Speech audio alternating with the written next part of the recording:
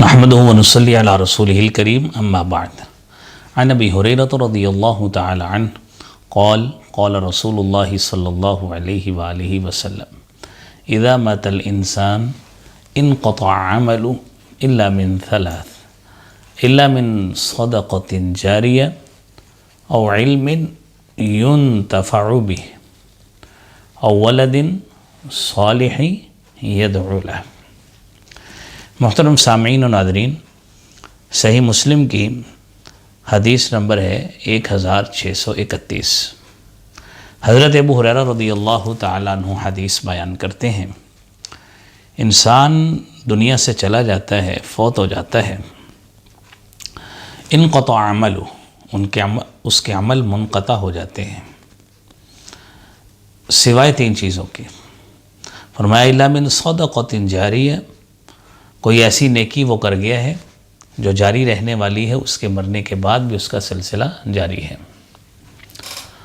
اس نے کسی غریب کی مدد کر دی، کسی مسکین کی مدد کر دی، کوئی مسجد بنوا دی، کچھ ایسا کام کر دیا، کسی غرباء فقراء کے لیے کچھ پناہ گاہ بنا دی، کچھ ایسا اہتمام کر دیا، مدرسہ بنا دیا، مسجد بنا دی، پہلا کام۔ او علم ينتفع به، یا ایسا علم، کوئی ایسا علمی کام کر گیا ينتفع به، جو اس کے بعد جس سے فائدہ اٹھایا جاتا رہا۔ وہ کیسے ممکن ہے؟ فائدہ اس طرح ممکن ہے کہ علمی کام کیا، شاگرد پیدا کیے، کتابیں لکھ دی، دین کا کام کیا، ایسا پیارا دین کا کام کیا کہ اس دین کے کام سے لوگ فائدہ اٹھا رہے ہیں۔ اور تیسری بات آپ نے فرمائی او ولد صالح یدعو لہ، کہ اس کے لیے ایسی نیک اولاد ہو جو اس کے لیے مرنے کے بعد دعا کرنے والی ہو۔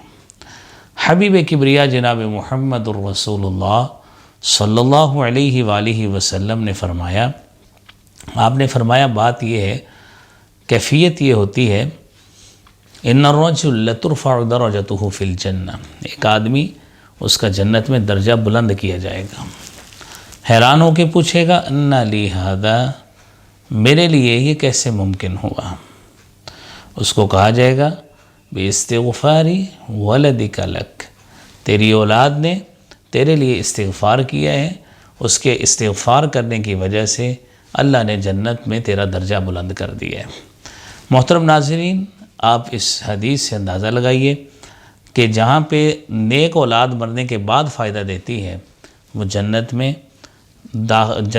درجات کی بلندی کا باعث بھی بنے گی، لیکن اسی کیفیت میں بنے گی جب کیفیت یہ ہوگی، حالت یہ ہوگی جب اولاد کو یہ چیزیں دنیا میں اپنی زندگی میں سکھائی ہوں گی۔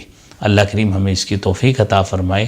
وآخر دعوانا الحمد للہ رب العالمین۔